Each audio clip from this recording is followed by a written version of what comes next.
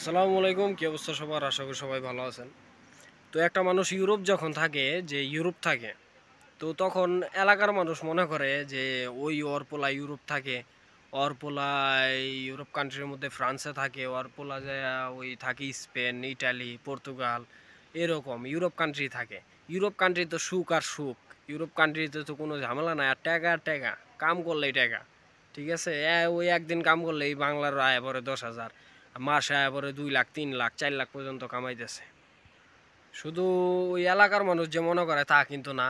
ওই যে ওই বাড়ির মানুষ মনে করে, পোলা কই থাকে, বাড়ির মানুষ মনে করে যে ওই যে ফ্রান্সে থাকে, রেস্টুরেন্টে কাম করে। ফ্রান্সের রেস্টুরেন্টে কাম আর কি, ওই স্যুট কোট পইরা সারাদিন ওই যে অর্ডার নেয়, দুই একটা শরবত দেয়, শরবত আর কত ওজন, 1 গ্লাস শরবত দেয়, 1 গ্লাস ওই যে ওই দিল জুস দিল, 1 প্লেট দিল ভাত দিল, 1 প্লেট দিল ওই যে ফ্রান্সি খাবার দিল। বাস এই কামই, সারাদিন এই কামই, কোট টোট পরে এই কামই করে। মাস শেষে পোলা বাড়ায় কত, 2 লাখ, 2.5 লাখ, 3 লাখ।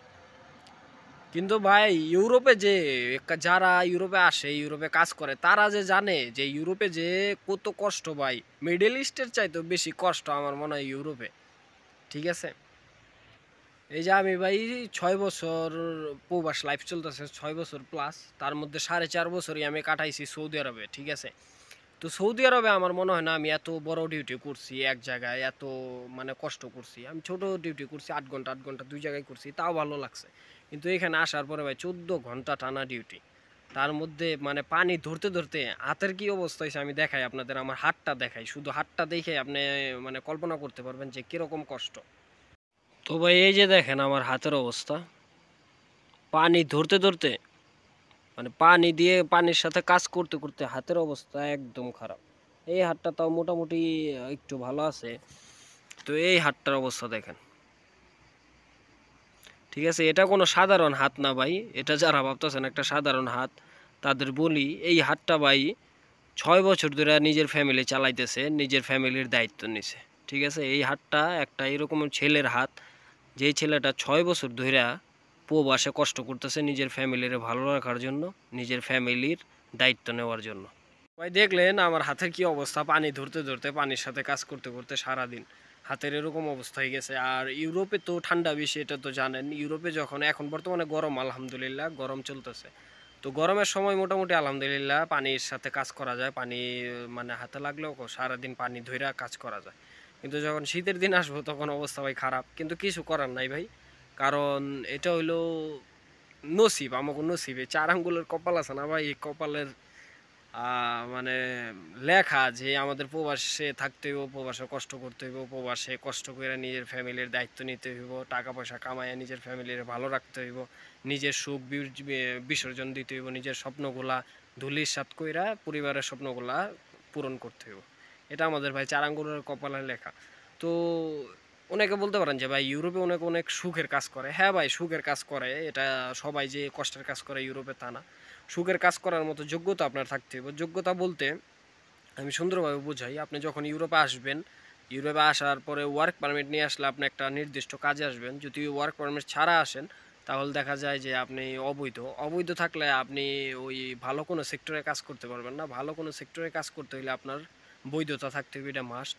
আর তারপরে যে বিষয়টা আছে সেটা হইলো, প্রবাসী যারা আছেন, প্রবাসে থাকেন, বিভিন্ন দেশে থাকেন, তাদের আর বুঝায় বলতে হইব না যে ভাষাটা কতটা জরুরি।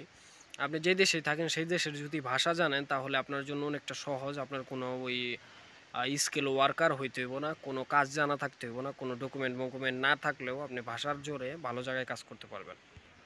তো যাই হোক, এখন অনেকে বলতে পারেন যে ভাই কষ্টের কাজ হইলে কাজ ছেড়ে দেন, সুখের কাজ খুঁজেন। ভাই এটা মিডল ইস্ট না, মিডল ইস্ট যারা থাকেন তাদের চিন্তাধারা এরকম থাকতে পারে। কেননা আমি সৌদি আরবে 4.5 বছর ছিলাম, আমি সৌদি আরবের সব কিছুই মোটামুটি জানি। ভাষা আরবি, আরবি এমন কোনো ভাষা নাই যে মোটামুটি না জানি। তো আমি সৌদিদের সাথে কাজ করছি, সর্বপ্রথম আইসা 12 ঘন্টা ডিউটি, 14 ঘন্টা পর্যন্ত ডিউটি করছি কষ্ট করে। যখন ভাষা শিখছি তখন 8 ঘন্টা ডিউটি করতাম। আর কি আমি 2 জায়গায় কাজ করতাম, মানে টাকা একটু বেশি ইনকাম করার জন্য। তো যাই হোক আর কি। তো মিডল ইস্টে হাজার কষ্ট করলেও টাকা বেশি ইনকাম করা যায় না। ইউরোপের ক্ষেত্রে আলাদা, ইউরোপে একটু বেশি ডিউটি করলে, 12 ঘন্টা ডিউটি করলে আপনার বেতন 1 লাখ প্লাস থাকবে, 1 লাখ প্রতি মাসে আপনি পাঠাইতে পারবেন। তো যাই হোক, অনেকেও এখন বলতে পারেন যে ভাই আপনার কষ্ট হইলে ছাইড়া দেন, ডিউটি ছাইড়া দেন। আমার চাইতেও অনেক কষ্টের কাজ মানুষ করতেছে, আমার চাইতেও অনেক খারাপ অবস্থায় মানুষ আছে, আমার চাইতেও মানুষ মানে অনেক কিছু সহ্য করতেছে এরকম। কারণ ইউরোপের বিষয়টা ভাই সম্পূর্ণ আলাদা। ইউরোপে খরচ বেশি, এটা সবাই জানেন। ইউরোপে আপনি আসার পরে দেখা গেল আপনি কাজ না করতে পারলে প্রতি মাসে আপনার 40,000 থেকে 50,000 টাকা আপনার খরচ আছে, আর বাড়তি খরচ আপনি যতই করেন। আমার প্রতি মাসে 50-60 হাজার টাকার মতো খরচ চলে যায়। তো যাই হোক আর কি, তো দেখা গেল যে আমি যদি কাজ না করি, প্লাস যারা ইউরোপে আছে বিভিন্ন জায়গায় আছে তারা দেখা গেল এক কষ্টের কাজ করতেছে, অনেক কাজ করতেছে, তো সেই কাজগুলা করতেছে না, ওই করতে চাইতেছে না। তো কি জন্য করতেছে সেটা হইলো গিয়া তাদের ওই খরচের জন্য। দেখা গেল আপনি যদি 1 মাস বইসা খান, সেই 1 মাসে আপনার বাংলার যদি 50,000 টাকা খরচ হয়, তাহলে দেখা গেল আপনার কাজ না থাকলে আপনার সম্পূর্ণ টাকা বাসা থেকে আনতে হইব, কারণ এখানে আপনার দেওয়ার মতো আপনার বাপও নাই।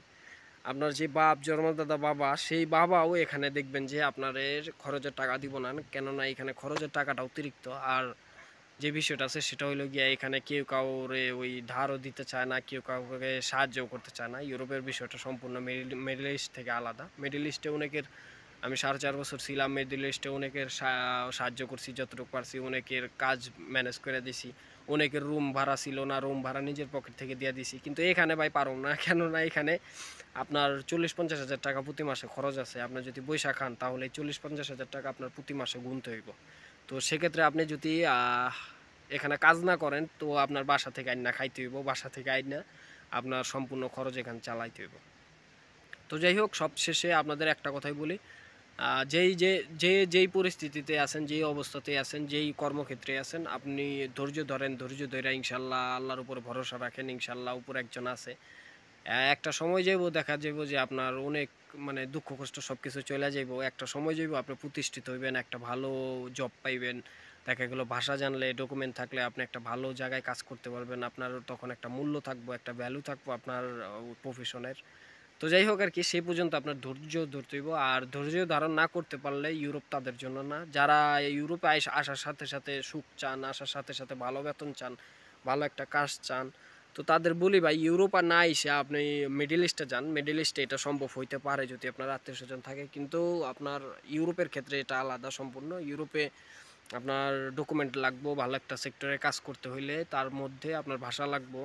আর আপনি যদি স্কিল ওয়ার্কারও থাকেন, যে কোনো কাজ জানেন, আপনি হাতের কাজ জানেন, কোনো একটা মোবাইল রিপেয়ারিংয়ের কাজ, ওই যে ওই গাড়ি ঠিক করার কাজ, এগুলা জানেন, এগুলা অনেক মূল্য আছে ইউরোপে। তো এই কাজগুলা যদি জানেনও, তারপরেও আপনার কেউ কাজে নিব না, কেননা এখানে ডকুমেন্ট চেক করে পুলিশ প্রায় সময় আইসা। তো এই জন্য আপনার ওরকম সেক্টরে কাজ করতে হইলে আপনার ডকুমেন্ট লাগবে। তো সেই জন্য আপনার ধৈর্য ধরতে হইব। তো যাই হোক, সবশেষে একটা কথাই, ধৈর্যশীল মানুষের সাথে আল্লাহ সবসময় থাকেন। আল্লাহ বলছে ধৈর্য ধরো, ধৈর্য সবসময় সুফল বয়ে আনে। ইনশাল্লাহ ধৈর্য ধরেন, ইনশাল্লাহ সফল হবেন জীবনে। তো যাই হোক, এই ছিল আমার আর সবাই আমার জন্য দোয়া করবেন। যতটুকু পারেন ওই ধৈর্য ধরবেন, প্লাস যতটুকু পারেন নিজের ফিউচারের কথা ভাববেন, ফিউচারের ওই যেন একটা ভালো কিছু করতে পারেন সেই জন্য চেষ্টা করবেন। চেষ্টা করলে দেখবেন সফল হইতে পারবেন 2 দিন আগার পরে। তো যাই হোক, আমার জন্য সবাই দোয়া করবেন।